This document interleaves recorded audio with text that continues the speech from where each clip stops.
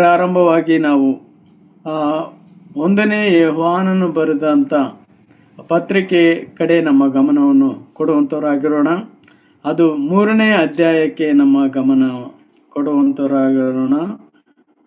3ನೇ ಅಧ್ಯಾಯದ 3ನೇ ವಾಕ್ಯವನ್ನು ನಾವು ಪ್ರಾರಂಭವಾಗಿ ಓದಿಕೊಳ್ಳುವಂಥವರಾಗಿರೋಣ. ಯಾಕಂದರೆ ಆತನಿರುವ ಪ್ರಕಾರವೇ ಆತನನ್ನು ನೋಡುವೆವು. ಆತನ ಮೇಲೆ ಈ ನಿರೀಕ್ಷೆಯನ್ನು ಇಟ್ಟಿರುವ ಪ್ರತಿಯೊಬ್ಬನು ಕ್ರಿಸ್ತನು ಶುದ್ಧನಾಗಿರುವಂತೆ ತನ್ನನ್ನು ಶುದ್ಧ ಮಾಡಿಕೊಳ್ಳುತ್ತಾನೆ. ಹಾಗೆ 4ನೇ ವಾಕ್ಯ ಬ್ರದರ್. ಪಾಪ ಮಾಡುವ ಪ್ರತಿಯೊಬ್ಬನು ಅರ್ಥಮವನ್ನು ಮಾಡಿಕೊಳ್ಳುವವನಾಗಿದ್ದಾನೆ. ಪಾಪವು ಅಧರ್ಮವೇ. ಪಾಪಗಳನ್ನು ಹೋಗಲಾಡಿಸುವುದಕ್ಕಾಗಿ ಕ್ರಿಸ್ತನು ಪ್ರತ್ಯಕ್ಷನಾಗಿದ್ದನೆಂಬುದು ನಿಮಗೆ ಗೊತ್ತಾಗಿದೆ. ಆತನಲ್ಲಿ ಪಾಪವಿಲ್ಲ. ಆತನಲ್ಲಿ ನೆಲೆಗೊಂಡಿರುವವನು ಪಾಪ ಮಾಡನು. ಪಾಪ ಮಾಡುವವನು ಆತನನ್ನು ಕಂಡವನು ಅಲ್ಲ, ತಿಳಿದಿದವನು ಅಲ್ಲ. ಪ್ರೀತಿಯ ಸಾಕು ಬ್ರದರ್. ಓಕೆ, ಓದಿದಂಥ ವಾಕ್ಯವನ್ನು ದೇವರು ಆಶೀರ್ವದಿಸಲಿ. ಇಲ್ಲಿ ನಾವು ನೋಡ್ತೇವೆ, ಯೋಹಾನನು ನಮ್ಮ ಕರ್ತನಾದ ಯೇಸು ಕ್ರಿಸ್ತನ ಪ್ರಿಯ ಶಿಷ್ಯನು ಹೀಗೆ ಪತ್ರಿಕೆಯನ್ನು ಬರಿತಾನೆ. ಅದು ದೇವರ ಮಕ್ಕಳ, ದೇವರನ್ನು ಆಶ್ರಯಿಸಿಕೊಂಡವರು, ದೇವ ಜನರಾದಂಥವರಿಗೆ ಈ ಪತ್ರಿಕೆಯನ್ನು ಆತನು ಬರೆಯುವಾಗ ಹೇಳುವಂಥ ವಿಷಯ ಅಲ್ಲಿ ನಾವು 3ನೇ ವಾಕ್ಯದಲ್ಲಿ ನಾವು ಓದುತ್ತಾ ಬಂದೆವು. ಯಾಕಂದರೆ ಆತನಿರುವ ಪ್ರಕಾರ ಏನಂತೆ, ಆತನನ್ನು ನೋಡುವೆವು. 1ನೇದು. 2ನೇದಾಗಿ ಆತನ ಮೇಲೆ ಈ ನಿರೀಕ್ಷೆಯನ್ನಿಟ್ಟಿರುವಂಥ ಪ್ರತಿಯೊಬ್ಬನಂತೆ, ಹೌದಲ್ವಾ?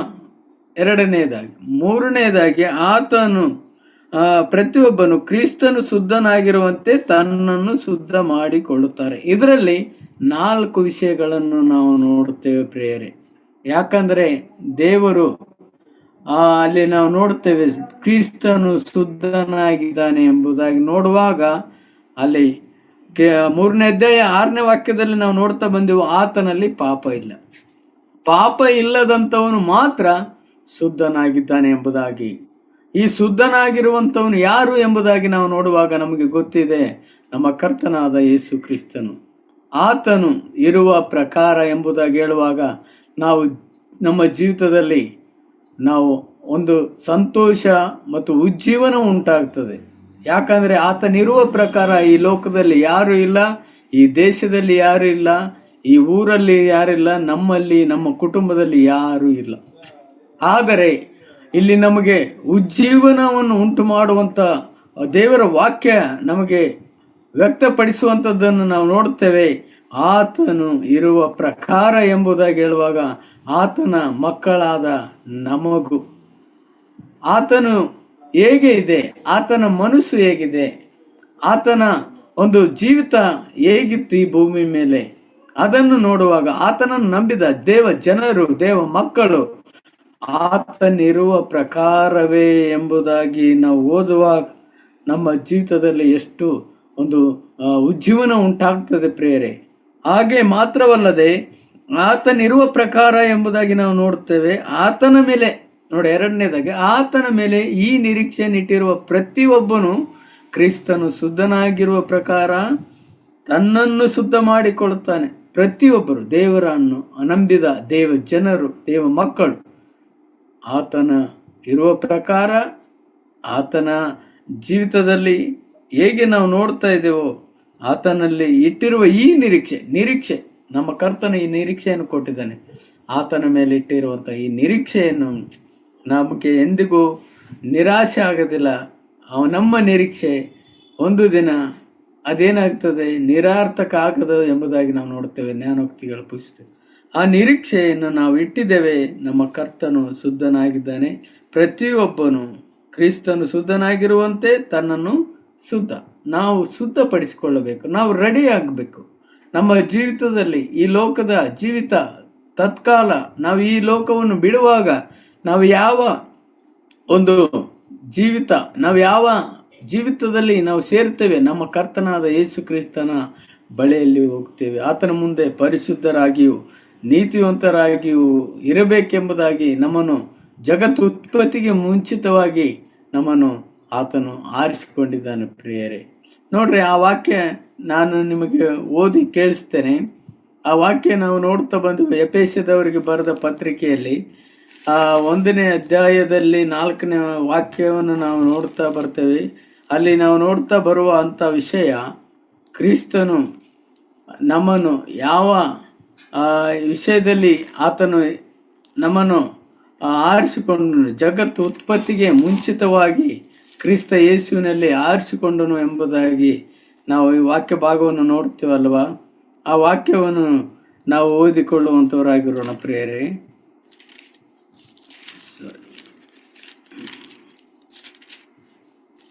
ಸಿಕ್ಕವರು ಓದಬೇಕೆಂಬುದಾಗಿ ನಾನು ಬಯಸ್ತೇನೆ. ಹೇಗೆಂದರೆ ನಾವು ಪ್ರೀತಿಯಲ್ಲಿ ನಡೆದು ಆತನ ಸನ್ನಿಧಿಯಲ್ಲಿ ಪರಿಶುದ್ಧರು ದೋಷವಿಲ್ಲದವರು ಆಗಿರಬೇಕೆಂದು ನಮ್ಮನ್ನು ಜಗದುತ್ಪತ್ತಿಗೆ ಮುಂಚೆ ಕ್ರಿಸ್ತನಲ್ಲಿ ಆರಿಸಿಕೊಂಡನು. ದೇವರ ನಾಮಕ್ಕೆ ಸ್ತೋತ್ರವಾಗಲಿ ಪ್ರಿಯರು.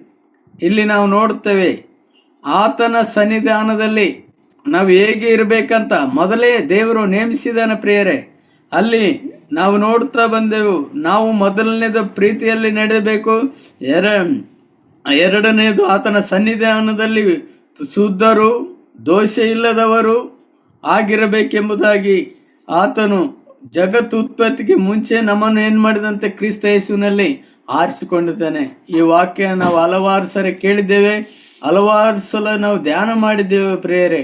ಆದಾಗಲೂ ನಮ್ಮನ್ನು ನಾವು ಪರಿಶೋಧನೆ ಮಾಡಿಕೊಳ್ಳುವಂಥದ್ದು ಹೇಗೆಂದರೆ, ಕ್ರಿಸ್ತನು ಈ ಒಂದು ವಾಕ್ಯ ಭಾಗದಲ್ಲಿ ನಾವು ನೋಡುವಾಗ ಕರ್ತನಾದ ಯೇಸು ಕ್ರಿಸ್ತನು ನಮ್ಮನ್ನು ಆರಿಸಿಕೊಂಡು ಆತನು ತನ್ನ ಮಹಿಮೆಗೋಸ್ಕರ ನಮ್ಮನ್ನು ನಡೆಸ್ತಾ ಬರುವಂಥ ವಿಷಯದ ಕುರಿತಾಗಿ ಮತ್ತು ಶುದ್ಧನಾಗಿ ಆತನಿರುವ ಪ್ರಕಾರ 3ನೇ ಅಧ್ಯಾಯದಲ್ಲಿ ನಾವು ನೋಡ್ತಾ ಬಂದ ಹಾಗೆ 3ನೇ ವಾಕ್ಯ, ಯಾಕಂದರೆ ಆತನಿರುವ ಪ್ರಕಾರ ಆತನನ್ನು ನೋಡುವೆವು, ಆತನ ಮೇಲೆ ಈ ನಿರೀಕ್ಷೆಯನ್ನಿಟ್ಟಿರುವಂಥ ಪ್ರತಿಯೊಬ್ಬನು ಕ್ರಿಸ್ತನು ಶುದ್ಧನಾಗಿರುವಂತೆ ತನ್ನನ್ನು ಶುದ್ಧ ಮಾಡಿಕೊಳ್ಳುತ್ತಾನೆ. ಆದರೆ ಶುದ್ಧನಾಗಿರುವಂಥ ದೇವರು ಮಾತ್ರ ಪ್ರಿಯರೇ, ಆತನಲ್ಲಿ ಪಾಪ ಇಲ್ಲ ಪ್ರಿಯರೇ. ಅದಕ್ಕಾಗಿ 6ನೇ ವಾಕ್ಯದಲ್ಲಿ ನಾವು ನೋಡ್ತೇವೆ, ಆತನಲ್ಲಿ ಪಾಪ ಇಲ್ಲ ಎಂಬುದಾಗಿ ಯೋಹಾನನು ಹೇಳ್ತಾನೆ. ಮಾತ್ರವಲ್ಲದೆ 1 ಪೇತ್ರನು ಬರೆದ ಪತ್ರಿಕೆ ಕಡೆ ನಾವು ಇನ್ನೊಂದು ವಾಕ್ಯ ಓದಿಕೊಳ್ಳೋಣ. 1 ಪೇತ್ರ 2ನೇ ಅಧ್ಯಾಯ, 1 ಪೇತ್ರ 2ನೇ ಅಧ್ಯಾಯ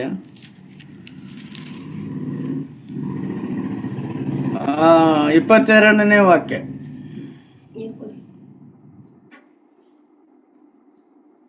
ಆತನು ಯಾವ ಪಾಪವನ್ನು ಮಾಡಲಿಲ್ಲ, ಆತನ ಬಾಯಲ್ಲಿ ಯಾವ ವಂಚನೆಯೂ ಸಿಕ್ಕಲಿಲ್ಲ. ಬೈಯುವವನನ್ನು ಆತನು ಪ್ರತಿಯಾಗಿ ಬೈಯಲಿಲ್ಲ. ಆತನ ಬಾಧೆಯನ್ನು ಅನುಭವಿಸದವನಾಗಿ ಯಾರನ್ನು ಬೆದರಿಸದೆ ನ್ಯಾಯವಾಗಿ ತೀರ್ಪು ಮಾಡುವ ಆತನು ತನ್ನ ಕಾರ್ಯವನ್ನು ಒಪ್ಪಿಸಿದನು. ದೇವರ ನಾಮಕ್ಕೆ ಮಹಿಮೆ ಉಂಟಾಗಲಿ ಪ್ರಿಯರೇ. ಇಲ್ಲಿ ನಾವು ನೋಡ್ತೇವೆ, ಅಪೊಸ್ತಲನಾದ ಪೇತ್ರನು ಕೂಡ ಹೇಳ್ತಾ ಇದ್ದಾನೆ, ಆತನು ಯಾವ ಪಾಪ ಮಾಡಲಿಲ್ಲ. ಯೋಹಾನನು ಹೇಳ್ತಾನೆ, ಆತನಲ್ಲಿ ಯಾವ ಪಾಪವೂ ಇಲ್ಲ. ಹೌದಲ್ವಾ? ನಮ್ಮ ಕರ್ತನಾದ ಯೇಸು ಕ್ರಿಸ್ತನಲ್ಲಿ ಯಾವ ಪಾಪವೂ ಇಲ್ಲ, ಆತನು ಯಾವ ಪಾಪ ಮಾಡಲಿಲ್ಲ ಎಂಬುದಾಗಿ ಇಬ್ಬರು ಅಪೊಸ್ತಲನಾದ ಯೋಹಾನನು ಅಪೊಸ್ತಲನಾದ ಪೇತ್ರನು ಇಲ್ಲಿ ಬರೆದಿರುವುದನ್ನು ನಾವು ನೋಡುತ್ತಾ ಬರ್ತೇವೆ ಪ್ರಿಯರೇ. ಹಾಗೆ ಮತ್ತಾಯನ ಸುವಾರ್ತೆ 27ನೇ ಅಧ್ಯಾಯಕ್ಕೆ ನಮ್ಮ ಗಮನವನ್ನು ಕೊಡೋಣ. 27ನೇ ಅಧ್ಯಾಯ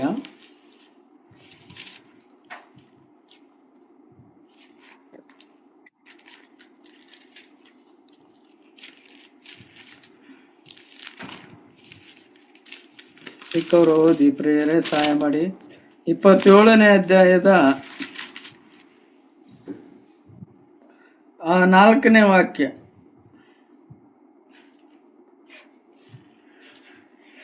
ಪಾಪ ಪಾಪ ಮಾಡಿದೇನು ಅಂದನು. ಅದಕ್ಕವನು, ಅದು ನಮಗೇನು, ನೀನೇ ನೋಡಿಕೋ ಅಂದರು. ಆಗ ಅವನು ಆ ಹಣವನ್ನು ದೇವಾಲಯದೊಳಗೆ ಬೀಸಾಡಿ ಬಿಟ್ಟು ಹೊರಟು ಹೋಗಿ ಹುಲ್ಲು ಹಾಕಿಕೊಂಡು ಸತ್ತನು. ಸ- ಅಲ್ಲಿ ನೋಡಿ ಚೆನ್ನಾಗಿ ಓದಿ. ಪಾಪ ಅಲ್ಲ, ತಪ್ಪಿಲ್ಲದವನನ್ನು ಮರಣಕ್ಕೆ ಒಪ್ಪಿಸಿಕೊಟ್ಟು ಪಾಪ ಮಾಡಿದೆನು ಅಂದನು. ಇದು ಯಾರು ಹೇಳ್ತಾ ಇದ್ದಾರೆ? ಇಸ್ಕರಿಯೋತ ಯೂದ. 12 ಮಂದಿ ಶಿಷ್ಯರಲ್ಲಿ ಯೂದನು ಒಬ್ಬನು ಇದ್ದಾನೆ. ಅವನು ಇಲ್ಲಿ ಸಾಕ್ಷಿ ಹೇಳ್ತಾ ಇದ್ದಾನೆ. ಯೇಸು ಸ್ವಾಮಿಯನ್ನು ಹಿಡಿದುಕೊಟ್ಟಂತ, ಯೇಸು ಸ್ವಾಮಿಗೆ ವಿರೋಧವಾದಂಥ ಪ್ರಿಯನಾಗಿರುವಂಥ ಶಿಷ್ಯನು ಹೇಳುವಂಥ ಸಾಕ್ಷಿ ಏನಂದ್ರೆ, ಆತನು ತಪ್ಪಿಲ್ಲದವನು ಎಂಬುದಾಗಿ. ಕರ್ತನಾದ ಯೇಸು ಕ್ರಿಸ್ತನನ್ನು ಏನು ಹೇಳ್ತಾ ಇದ್ದಾನೆ? ತಪ್ಪಿಲ್ಲ, ಆತನಲ್ಲಿ ತಪ್ಪಿಲ್ಲದವನು ಹಿಡಿದುಕೊಟ್ಟೆ, ನಾನು ಪಾಪ ಮಾಡಿದೆ ಎಂದು ತಾನು ಒಪ್ಪಿಕೊಳ್ತಾ ಇದ್ದಾನೆ. ಅದೇ ರೀತಿಯಾಗಿ ಅದೇ ಮತ್ತಾಯನ ಸುವಾರ್ತೆ 27ನೇ ಅಧ್ಯಾಯದ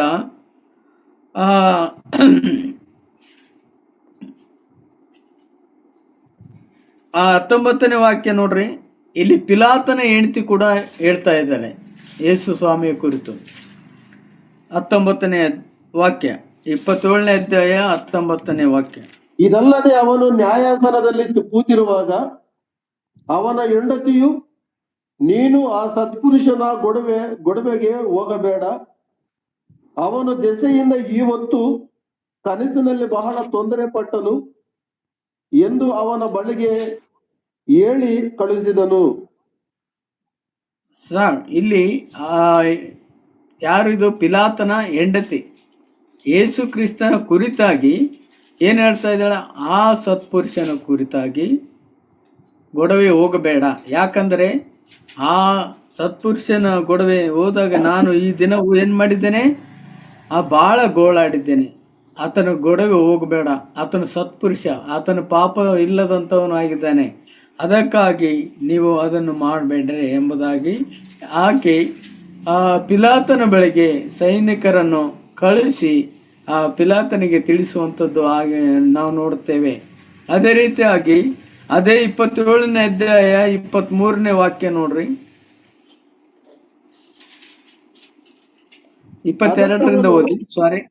ಸಾರಿ ಬ್ರದರ್, 22ರಿಂದ.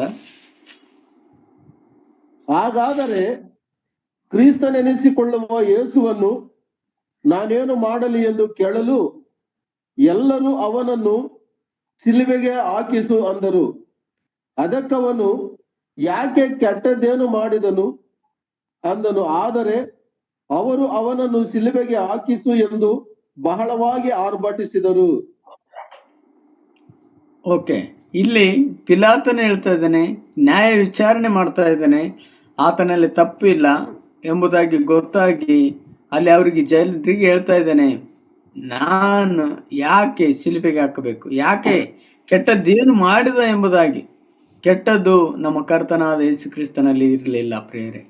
ನಮ್ಮ ಕರ್ತನಾದ ಯೇಸು ಕ್ರಿಸ್ತನು ಆತನ ಸತ್ಪುರುಷ ಎಂಬುದಾಗಿ ಸಾಕ್ಷಿಯನ್ನು ನುಡಿಯುವಂಥದ್ದನ್ನು ಪಿಲಾತನ ಹೆಂಡತಿ ನೋಡ್ತೇವೆ. ಮತ್ತು ಇಸ್ಕರಿಯೋತ ಯೂದನು ಕೂಡ, ಆತನು ಕೂಡ ಹೇಳುವಂಥ ವಿಷಯ ಏನಂತಂದರೆ, ಆ ತಪ್ಪಿಲ್ಲದವನನ್ನು ನಾನು ಹಿಡಿದುಕೊಟ್ಟೆ, ತಪ್ಪು ಇಲ್ಲದವನನ್ನು ಹಿಡಿದುಕೊಟ್ಟು ನಾನು ಪಾಪ ಮಾಡಿದೆ. ನೋಡ್ರಿ, ಅದೇ ರೀತಿಯಾಗಿ ಪಿಲಾತನ ಹೇಳ್ತಾ ಇದ್ದೇನೆ, ಯಾಕೆ ಕೆಟ್ಟದ್ದೇನು ಮಾಡಿದ? ಶಿಲುಬೆಗೆ ಹಾಕಿಸುವುದಕ್ಕೆ ಕಾರಣ ಬೇಕಲ್ಲ. ಆತನು ತಪ್ಪು ಮಾಡಿದ, ಏನು ತಪ್ಪು ಮಾಡಿದ? ಆತಗೆ ಯಾಕೆ ಕೆಟ್ಟದ್ದು ಏನು ಮಾಡಿಲ್ಲ. ಕೆಟ್ಟದ್ದು ಮಾಡಿದವ್ರನ್ನ ಮಾತ್ರ ಆತನು ಶಿಲುಬೆಗೆ ಹಾಕಿಸಬೇಕು. ಆದರೆ ಆತನ ಕೆಟ್ಟದ್ದು ಏನು ಮಾಡಲಿಲ್ಲ ಎಂಬುದಾಗಿ ನಾವು ನೋಡುತ್ತೇವೆ. ಇಲ್ಲಿ 5 ಮಂದಿ ಪ್ರಿಯರೇ ಸಾಕ್ಷಿ, ನಮ್ಮ ಕರ್ತನಿಗಾಗಿ ಸಾಕ್ಷಿ ನುಡಿದುದನ್ನು ನಾವು ನೋಡುತ್ತೇವೆ. ಅವರು ಸ್ವತಃ ತೀರ್ಪನ್ನು ಮಾಡಿದ್ದನ್ನು ನಾವು ನೋಡುತ್ತೇವೆ. ಯಾಕಂದರೆ ಮೊದಲನೇದಾಗಿ ನಾವು ನೋಡ್ತಾ ಬಂದೇವೆ, ಯೋಹಾನನು ಹೇಳ್ತಾ ಇದ್ದಾನೆ ಆತನಲ್ಲಿ ಪಾಪ ಇಲ್ಲ. ಎರಡನೇದಾಗಿ ಪೇತ್ರನು ಹೇಳ್ತಾ ಇದ್ದಾನೆ, 1 ಪೇತ್ರ 2ನೇ ಅಧ್ಯಾಯ 22ನೇ ವಾಕ್ಯದಲ್ಲಿ, ಆತನು ಯಾವ ಪಾಪ ಮಾಡಲಿಲ್ಲ. ಯೋಹಾನನು ಹೇಳ್ತಾ ಇದ್ದಾನೆ ಆತನಲ್ಲಿ ಪಾಪ ಇಲ್ಲ. ಪೇತ್ರನು ಹೇಳ್ತಾ ಇದ್ದಾನೆ ಆತನು ಯಾವ ಪಾಪ ಮಾಡಲಿಲ್ಲ. ಇಲ್ಲಿ ಇಸ್ಕರಿಯೋತ ಯೂದ ಹೇಳ್ತಾ ಇದ್ದಾನೆ, ತಪ್ಪಿಲ್ಲದವನನ್ನು ಹಿಡಿದುಕೊಟ್ಟು ನಾನು ಪಾಪ ಮಾಡಿದೆ ಎಂಬುದಾಗಿ ಹೇಳ್ತಾ ಇದ್ದೇನೆ. 4ನೇದು ಪಿಲಾತನ ಹೆಂಡತಿ ಹೇಳ್ತದೆ, ಆತ ಸತ್ಪುರುಷ, ಆತನು ಸತ್ಯವಂತನು, ಆತನ ಯಾವ ದೋಷ ಇಲ್ಲದವನು, ಆತನನ್ನು ನೀವು ಆ ಸತ್ಪುರುಷನ ಗೊಡೆಗೆ ಹೋಗಬಾರ್ದು ಎಂಬುದಾಗಿ ಇಲ್ಲಿ ಹೇಳುವಂಥದ್ದನ್ನು ನಾವು ನೋಡ್ತಾ ಬರ್ತೇವೆ. ಪಿಲಾತನು ಹೇಳ್ತಾ ಇದ್ದಾನೆ, 5ನೇದಾಗಿ ಆತನು ಶಿಲುಬೆಗೆ ಹಾಕ್ರಿ, ಶಿಲುಬೆಗೆ ಹಾಕ್ಸು ಎಂಬುದಾಗಿ ಜನರು ಕೂಗುವಾಗ ಯಾಕೆ, ಕೆಟ್ಟದ್ದೇನು ಮಾಡಿದ? ನೋಡ್ರಿ, 5 ಮಂದಿ ಏನು ಹೇಳ್ತಾ ಇದ್ದಾರೆ, ನಮ್ಮ ಕರ್ತನಾದ ಯೇಸು ಕ್ರಿಸ್ತನಲ್ಲಿ ಪಾಪ ಇಲ್ಲ ಎಂಬುದಾಗಿ ಹೇಳ್ತಾರೆ. ಯೋಹಾನನು ಹೇಳಿದ ಆತನಲ್ಲಿ ಪಾಪ ಇಲ್ಲ, ಪೇತ್ರನು ಹೇಳ್ದ ಯಾವ ಪಾಪ ಮಾಡಲಿಲ್ಲ, ಇಸ್ಕರಿಯೋತ ಯೂದ ಹೇಳ್ದ ತಪ್ಪಿಲ್ಲದವನನ್ನು ನಾನು ಹಿಡಿದುಕೊಟ್ಟೆ. ಪಿಲಾತನ ಹೆಂಡತಿ ಹೇಳ್ತಾ ಇದ್ದಾರೆ, ಆತ ಸತ್ಪುರುಷನ ಕೂಡ ಹೋಗಬೇಡ. ಪಿಲಾತನು ಹೇಳ್ತಾ ಇದ್ದಾನೆ ಯಾಕೆ, ಕೆಟ್ಟದ್ದೇನು ಮಾಡಿದ ಎಂಬುದಾಗಿ. 5 ಮಂದಿ ಸಾಕ್ಷಿಗಳನ್ನು ನಾವು ನೋಡ್ತೇವೆ. 6ನೇ ಸಾಕ್ಷಿ ಯಾರು? ಅದು 6ನೇ ಸಾಕ್ಷಿ ಹೇಳುವಂಥದ್ದು ಯಾರು ಪ್ರಿಯರೇ? ನೀವು ತಿಳ್ಕೊಂಡಿರೋ ಪ್ರಕಾರ, ನಾನು ತಿಳ್ಕೊಂಡಿರೋ ಪ್ರಕಾರ ಯಾರು ನಿಮಗೆ ಹೇಳೋಕ್ಕಾಗುತ್ತಾ? ಅದು 6ನೇ ಸಾಕ್ಷಿ ನಾನು ನೀವುಗಳು ಪ್ರಿಯರೇ. ಆ 6ನೇ ಸಾಕ್ಷಿ ಯಾರು ಅಂದರೆ ನಾನು ನೀವುಗಳು. ಯಾಕಂದರೆ ನಮ್ಮ ಕರ್ತನಾದ ಯೇಸು ಕ್ರಿಸ್ತನು ಪರಿಶುದ್ಧನು. ನಮ್ಮ ಕರ್ತನಾದ ದೇವರು ಹಾಗೆ ಯಾರು ಜೀವಿಸಲಿಲ್ಲ. ನಮ್ಮ ಕರ್ತನಾದ ದೇವರ ಹಾಗೆ ಯಾರು ಈ ಭೂಲೋಕದಲ್ಲಿ ನಡೆಯಲಿಲ್ಲ. ಆತನ ನಡೆ, ಆತನ ನುಡಿ, ಆತನ ಸಂಭಾಷಣೆ ಯಾರಿಗೂ ಬರೋದಿಲ್ಲ ಪ್ರಿಯರೇ. ಆದರೆ ನಮ್ಮ ಕರ್ತನನ್ನು ನಾವು ಕಂಡುಕೊಂಡಿದ್ದಕ್ಕೆ ಕಾರಣ ಯಾರು? ಆದರೆ ಇದು ದೇವರ ಮಹಾಕೃಪೆ ಪ್ರಿಯರೇ. ಆತನ ಪಾಪದ ಪರಿಹಾರ ನಮಗೋಸ್ಕರ ಆತನು ಮಾಡಿದ. ಆತನು ನಮಗೋಸ್ಕರವಾಗಿ ಈ ಲೋಕಕ್ಕೆ ಬಂದನು ಪ್ರಿಯರೇ. ಆತನು ನಮಗೋಸ್ಕರ ಈ ಲೋಕದ ಪಾಪಗಳನ್ನು ಅಳಿಸುವುದಕ್ಕೋಸ್ಕರ ನಮ್ಮನ್ನು ಪುನಃ ಜೀವಿಸುವಂಥವರನ್ನಾಗಿ ಮಾಡಿದ ಪ್ರಿಯರೇ. ಮಾತ್ರವಲ್ಲದೆ ಅಲ್ಲಿ ನಾವು ನೋಡ್ತಾ ಬರುವಂಥ ವಿಷಯ ಏನೆಂಬುದಾಗಿ ನೋಡುವಾಗ ಆತನು ಅಲ್ಲಿ ಯಾವ ಪಾಪ ಇಲ್ಲ. ಮತ್ತು ಅಲ್ಲಿ ನಾವು ನೋಡ್ತಾ ಬಂದೆವು, ಯಾಕೆಂದರೆ ಆತನಿರುವ ಪ್ರಕಾರವೇ ಆತನ ಹಾಗೆ ನಾವು ಇರುವೆವು ಎಂಬುದಾಗಿ ನಾವು ನೋಡುತ್ತೇವೆ. ಆತನ ಮೇಲೆ ಈ ನಿರೀಕ್ಷೆಯನ್ನಿಟ್ಟಿರುವ ಪ್ರತಿಯೊಬ್ಬನು ಕ್ರಿಸ್ತನು ಶುದ್ಧನಾಗಿರುವ ಪ್ರಕಾರ ತನ್ನನ್ನು ಶುದ್ಧ ಮಾಡಿಕೊಳ್ತಾರೆ ಎಂಬುದಾಗಿ ನಾವು ನೋಡುತ್ತಾ ಬರ್ತಾ ಇದ್ದೇವೆ ಪ್ರಿಯರೇ. ಮಾತ್ರವಲ್ಲದೆ ನಮ್ಮ ಕರ್ತನು ಎಷ್ಟು ಒಳ್ಳೆಯ ಆತನು, ನಮ್ಮ ಕರ್ತನು ಹೇಗೆ ಇದ್ದಾನೆ ಎಂಬುದಾಗಿ ನಮ್ಮ ಜೀವಿತದಲ್ಲಿ ನಾವು ತಿಳಿದುಕೊಂಡೆವಲ್ವ. 5 ವಿಷಯಗಳನ್ನು ನಾವು ಕಲಿತುಕೊಂಡೆವು ಪ್ರಿಯರೇ. ಆದಾಗಲೂ ನಮ್ಮ ಕರ್ತನು ಈ ಲೋಕಕ್ಕೆ ಬರುವಾಗ ನಾವುಗಳು ಈ ಭೂಲೋಕದಲ್ಲಿ ಯಾವ ರೀತಿಯಾಗಿ ನಾವು ಇರಬೇಕು ಎಂಬುದಾಗಿ ಕರ್ತನ ವಾಕ್ಯ ನಮಗೆ ವ್ಯಕ್ತಪಡಿಸುತ್ತದಂಥದ್ದಾಗಿದೆ ಪ್ರಿಯರೇ.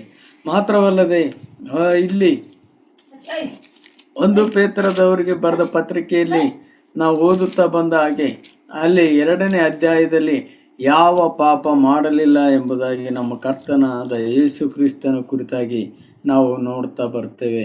ಮಾತ್ರವಲ್ಲದೆ ಇಲ್ಲಿ ನಾವು 1 ಪೇತ್ರ 3ನೇ ಅಧ್ಯಾಯಕ್ಕೆ ನಮ್ಮ ಗಮನವನ್ನು ಕೊಡುವಂಥವರಾಗಿರೋಣ. ಅಲ್ಲಿ 18ನೇ ವಾಕ್ಯಕ್ಕೆ ನಮ್ಮ ಗಮನವನ್ನು ಕೊಡುವಂಥವರಾಗಿರೋಣ ಪ್ರಿಯರೇ. ಅಲ್ಲಿ 18ನೇ ವಾಕ್ಯ ಹೀಗೆ ಹೇಳ್ತದೆ, 1 ಪೇತ್ರ 3ನೇ ಅಧ್ಯಾಯ 18ನೇ ವಾಕ್ಯ ನಾವು ನೋಡುತ್ತೇವೆ. ಅಲ್ಲಿ ನಾವು ನೋಡುವಾಗ ಕ್ರಿಸ್ತನು ಸಹ ನೀತಿವಂತನಾಗಿದ್ದು ಅನೀತಿವಂತರಿಗೋಸ್ಕರ ಪ್ರಾಣ ಕೊಟ್ಟು ನಮ್ಮನ್ನು ದೇವರ ಬಳಿಗೆ ಸೇರಿಸುವುದಕ್ಕಾಗಿ ಒಂದೇ ಸಾರಿ ಪಾಪ ನಿವಾರಣೆ ಮಾಡುವುದಕ್ಕೋಸ್ಕರ ಬಾಧೆಪಟ್ಟು ಸತ್ತನು ಎಂಬುದಾಗಿ ಓದುತ್ತೇವೆ ಪ್ರಿಯರೇ.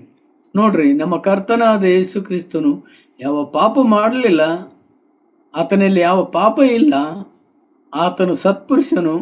ಇಸ್ಕರಿಯೋತ ಯೂದ ಹೇಳುವಂಥದ್ದು ತಪ್ಪಿಲ್ಲ, ದವನನ್ನು ಹಿಡಿದುಕೊಟ್ಟು ಪಾಪ ಮಾಡಿದೆ.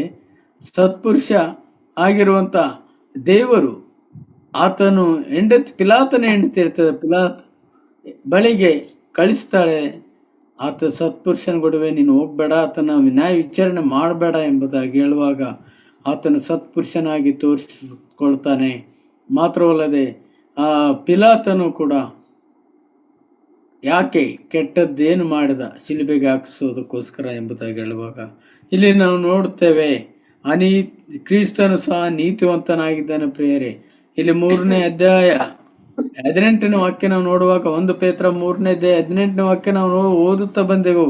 ಇದೆಲ್ಲ ನಮಗೋಸ್ಕರವಾಗಿತ್ತು, ಬಾಧೆ ಪಟ್ಟು ಸಾಯಬೇಕಾಗಿತ್ತು ನಮ್ಮ ಕರ್ತನ ಆತನು ಯಾವ ಪಾಪ ಮಾಡದೇ ಇರುವಂತವನು. ನಾವು ಎಲ್ಲ ಪಾಪಗಳನ್ನು ಮಾಡ್ತಾ ಬಂದೆವು. ಈ ಭೂಲೋಕದಲ್ಲಿ ದೇವರಿಗೆ ಶತ್ರುಗಳು, ವೈರಿಗಳಾಗಿ ನಾವು ಜೀವಿಸ್ತಾ ಬಂದಂತ ಮಕ್ಕಳಾಗಿದ್ದೆವು ಪ್ರಿಯರೇ. ನಾವು ಸೈತಾನನ ವಶದಲ್ಲಿದ್ದಂಥವರಾಗಿದ್ದೆವು. ಈಗ ನಾವು ದೇವರ ಮಕ್ಕಳಾಗಿದ್ದೆವು. ನಾವು ಅನೀತಿವಂತರಾಗಿದ್ದೆವು ಪ್ರಿಯರೇ. ಆ ಕ್ರಿಸ್ತನು ನೀತಿವಂತನಾಗಿದ್ದ. ಅನೀತಿವಂತರಿಗೋಸ್ಕರ ಪ್ರಾಣ ಕೊಟ್ಟು ನಮ್ಮನ್ನು ದೇವರ ಬಳಿಗೆ, ನೋಡ್ರಿ, ನಮ್ಮನ್ನು ದೇವರ ಬಳಿಗೆ ಸೇರಿಸುವುದಕ್ಕಾಗಿ, ನೋಡ್ರಿ, ಒಂದೇ ಸಾರಿ ಪಾಪ ನಿವಾರಣೆ ಮಾಡುವುದಕ್ಕೋಸ್ಕರ ಬಾಧೆ ಪಟ್ಟು ಸತ್ತನು ಎಂಬುದಾಗಿ ನಾವು ನೋಡ್ತೇವೆ. ಈ ವಾಕ್ಯವನ್ನು ನಾವು ಕೇಳುವಾಗ ಎಷ್ಟು ನಮಗೆ ಇದಾಗ್ತದೆ. ಅಲ್ಲಿ ಮುಂದಿನ ವಾಕ್ಯ, ಬಾಧೆ ಪಟ್ಟ ಸತ್ತನು, ಅಷ್ಟು ಮಾತ್ರ ನಿಲ್ಲಲಿಲ್ಲ, ಆತನು ಶರೀರ ಸಂಬಂಧದಲ್ಲಿ ಕೊಲ್ಲಲ್ಪಟ್ಟನು, ಆತ್ಮ ಸಂಬಂಧದಲ್ಲಿ ಬದುಕುವನಾದನು ಎಂಬುದಾಗಿ ಓದ್ತೇವೆ ಪ್ರೇರೆ. ನೋಡ್ರಿ, ನಮ್ಮ ಕರ್ತನು ಎಷ್ಟು ಒಳ್ಳೆಯ ಆತನು ಪಾಪ ಇಲ್ಲದಂಥವನು, ಅಶುದ್ಧರಾದ ನಮ್ಮನ್ನು ಆತನು ನಮಗೋಸ್ಕರ ಪಾಪ ಸ್ವರೂಪನಾದನು ಎಂಬುದಾಗಿ ನಾವು ನೋಡ್ತಾ ಬರ್ತೇವೆ ಪ್ರೇರೆ. ಆದ ಕಾರಣ ನಮ್ಮ ಜೀವಿತದಲ್ಲಿ ನಮ್ಮ ಕರ್ತನಾದ ಯೇಸು ಕ್ರಿಸ್ತನನ್ನು ನಾವು ಯಾವ ರೀತಿಯಲ್ಲಿ ಆತನಿಗೆ ಮೆಚ್ಚುಗೆ ಆಗುವ ರೀತಿಯಲ್ಲಿ ನಾವು ಜೀವಿಸ್ತಾ ಇದ್ದೆವು, ನಮ್ಮ ಕರ್ತನಿಗೆ ನಾವು ಯಾವ ರೀತಿಯಲ್ಲಿ ಆತನ ಸನ್ನಿಧಾನದಲ್ಲಿ ನಾವು ಕಾಣಿಸಿಕೊಳ್ಳಬೇಕು ಎಂಬುದಾಗಿ ಆತನು ಬಯಸ್ತಾ ಇದ್ದನು ಪ್ರಿಯರೇ. ಅದಕ್ಕಾಗಿ ನಮ್ಮ ಕರ್ತನು ಆತನು ಪಾಪದ ನಿವಾರಣೆಯನ್ನು ಮಾಡುವುದಕ್ಕೋಸ್ಕರ ಈ ಲೋಕಕ್ಕೆ ಬಂದನು ಪ್ರಿಯರೇ. ನೋಡ್ರಿ, ಇಬ್ರಿಯ ಪತ್ರಿಕೆಯಲ್ಲಿ ಒಂದು ವಾಕ್ಯ ನಾವು ಓದಿಕೊಡುವಂತರಾಗಿರೋಣ. ಇಬ್ರಿಯ ಪತ್ರಿಕೆ 9ನೇ ಅಧ್ಯಾಯ ಪ್ರಿಯರೇ, ಅದು 22ನೇ ವಾಕ್ಯ ಹೀಗೆ ನಾವು ನೋಡ್ತೇವೆ. ಇದೆಲ್ಲ ನಮಗೆ ವಾಕ್ಯ ಪರಿಚಯ ಇದೆ, ಮತ್ತೊಂದು ಸಾರಿ ನಾನು ಓದಿ ಕೇಳಿಸುವಂತವನಾಗಿದ್ದೇನೆ. ಏನಂತಂದ್ರೆ, ಇಬ್ರಿಯ ಪತ್ರಿಕೆ 9ನೇ ಅಧ್ಯಾಯ 22ನೇ ವಾಕ್ಯ, ಧರ್ಮಶಾಸ್ತ್ರದ ಪ್ರಕಾರ ಸ್ವಲ್ಪ ಕಡಿಮೆ ಎಲ್ಲಾ ವಸ್ತುಗಳು ರಕ್ತದಿಂದಲೇ ಶುದ್ಧೀಕರಿಸಲ್ಪಟ್ಟವು, ರಕ್ತಧಾರೆ ಇಲ್ಲದೆ ಪಾಪ ಪರಿಹಾರ ಉಂಟಾಗುವುದಿಲ್ಲ. ದೇವರ ನಾಮಕ್ಕೆ ಸ್ತೋತ್ರವಾಗಲಿ. ಇಲ್ಲಿ ಕೂಡ ನಾವು ನೋಡ್ತಾ ಬಂದೆವು, ಇಲ್ಲಿ ರಕ್ತಧಾರೆ ಇಲ್ಲದೆ ಆ ಪಾಪ ಕ್ಷಮಾಪಣೆ ಇಲ್ಲ. ಈ ಧಾರೆ ಸುರಿಸುವುದಕ್ಕೂ ದೇವರು ಮೊದಲೇ ನೇಮಿಸಿದನು ಪ್ರಿಯರೇ. ಏನಂತ? ರಕ್ತಧಾರೆ ಇಲ್ಲದೆ ಪಾಪಕ್ಕೆ ಪರಿಹಾರ ಇಲ್ಲ. ಈ ಪರಿಶುದ್ಧನಾಗಿರುವಂಥ ದೇವರ ರಕ್ತ ನಮ್ಮನ್ನು ದೇವರ ಬಳಿಗೆ ಸೇರಿಸುವುದಕ್ಕೋಸ್ಕರ ನಮ್ಮ ಕರ್ತನಾದ ಯೇಸು ಕ್ರಿಸ್ತನು ನಮ್ಮ ಎಲ್ಲ ಪಾಪಗಳನ್ನು, ದೋಷಗಳನ್ನು ಆತನು ಹೊತ್ತುಕೊಳ್ಳಬೇಕಾಯಿತು ಪ್ರಿಯರೇ. ಆತನು ನಮಗೋಸ್ಕರ ಈ ರಕ್ತವನ್ನು ಸುರಿಸಲ್ಪಡಿಸಬೇಕಾಯಿತು. ಧರ್ಮಶಾಸ್ತ್ರವನ್ನು ನೆರವೇರಿಸುವುದಕ್ಕೋಸ್ಕರ ಈತನು ಪರಿಶುದ್ಧ ರಕ್ತವನ್ನು ಸುರಿಸಲ್ಪಡಬೇಕಾಗಿತ್ತು. ಅದಕ್ಕಾಗಿ ಎಲ್ಲ ವಸ್ತುಗಳು ರಕ್ತದಿಂದಲೇ ಶುದ್ಧೀಕರಿಸಲ್ಪಡುವವು. ರಕ್ತಧಾರೆ ಇಲ್ಲದೆ ಪಾಪ ಪರಿಹಾರ ಉಂಟಾಗುವುದಿಲ್ಲ ಎಂಬುದಾಗಿ ದೈವಶಾಸ್ತ್ರವನ್ನು ನೆರವೇರಿಸುವುದಕ್ಕೋಸ್ಕರ ನಮ್ಮ ಕರ್ತನಾದ ಯೇಸು ಕ್ರಿಸ್ತನು ಈ ಲೋಕಕ್ಕೆ ಬಂದು ನಮ್ಮೆಲ್ಲರಿಗೋಸ್ಕರ ಕಲ್ವಾರಿ ಶಿಲ್ಬೆಯಲ್ಲಿ ಸತ್ತನು, ಹೂಣಲ್ಪಟ್ಟನು, 3ನೇ ದಿನ ಜೀವಿತನಾಗಿ ಎದ್ದನು ಎಂಬುದಾಗಿ ನಾವು ನೋಡುತ್ತೇವೆ. ಮಾತ್ರ ನೋಡ್ರಿ, ಇನ್ನೊಂದು ವಾಕ್ಯ 10ನೇ ಅಧ್ಯಾಯ, ಇಬ್ರಿಯ ಪತ್ರಿಕೆ 10ನೇ ಅಧ್ಯಾಯ 10ನೇ ವಾಕ್ಯ ನೋಡ್ರಿ. ಅಲ್ಲಿ ನಾವು ನೋಡ್ತೇವೆ ನಮ್ಮ ಕರ್ತನಾದ ಯೇಸು ಕ್ರಿಸ್ತನು ಕುರಿತಾಗಿ. ಯೇಸು ಕ್ರಿಸ್ತನು ಒಂದೇ ಸಾರಿ ದೇಹ ಸಮರ್ಪಣೆ ಮಾಡಿ ದೇವರ ಚಿತ್ತವನ್ನು ನೆರವೇರಿಸಿದ್ದರಿಂದಲೇ ನಾವು ಶುದ್ಧರಾದೆವು. ದೇವರ ನಾಮಕ್ಕೆ ಸ್ತೋತ್ರವಾಗಲಿ. ಇಲ್ಲಿ ನಾವು ನೋಡ್ತೇವೆ ಒಂದೇ ಸಾರಿ. ಇಲ್ಲಿ ಕೂಡ ಯೇಸು ಕ್ರಿಸ್ತನು ಒಂದೇ ಸಾರಿ ದೇಹ ಸಮರ್ಪಣೆ ಮಾಡಿದನು. ದೇವರ ಚಿತ್ತವನ್ನು ನೆರವೇರಿಸಿದ್ರಿಂದ ಯಾರು ಶುದ್ಧರಾಗಿದ್ದೇವೆ? ನಾವು ಶುದ್ಧರಾದೇವೆ. ಈಗ ನಾವು ಅಶುದ್ಧರಲ್ಲ. ಕರ್ತನಾದ ಯೇಸು ಕ್ರಿಸ್ತನ ರಕ್ತದಲ್ಲಿ ತೊಳೆಯಲ್ಪಟ್ಟಂತ ದೇವ ಮಕ್ಕಳು, ದೇವ ಜನರಾದ ನಾವು ಈಗ ನಾವು ಅಶುದ್ಧರಲ್ಲ, ನಾವು ಪರಿಶುದ್ಧರಾಗಿದ್ದೇವೆ ಪ್ರೇರೆ. ಯಾಕಂದರೆ ಪೇತ್ರನು ಬರೆದ ಪತ್ರಿಕೆಯಲ್ಲಿ ನಾವು ನೋಡ್ತೇವೆ, ನಾನು ಪರಿಶುದ್ಧನಾಗಿರುವ ಪ್ರಕಾರ ನೀವು ಪರಿಶುದ್ಧರಾಗಿರಬೇಕು. ದೇವರು ಹೇಗೆ ಪರಿಶುದ್ಧನಾಗಿದ್ದನೋ ತನ್ನ ಮಕ್ಕಳಾದ ನಾವುಗಳು ಆತನ ಶುದ್ಧತೆಯನ್ನು ನಮ್ಮ ಜೀವಿತದಲ್ಲಿ ಇದೆಯಾ? ನಮ್ಮ ಜೀವಿತದಲ್ಲಿ ಅಳವಡಿಸಿಕೊಳ್ತಾ ಇದ್ದೀವ?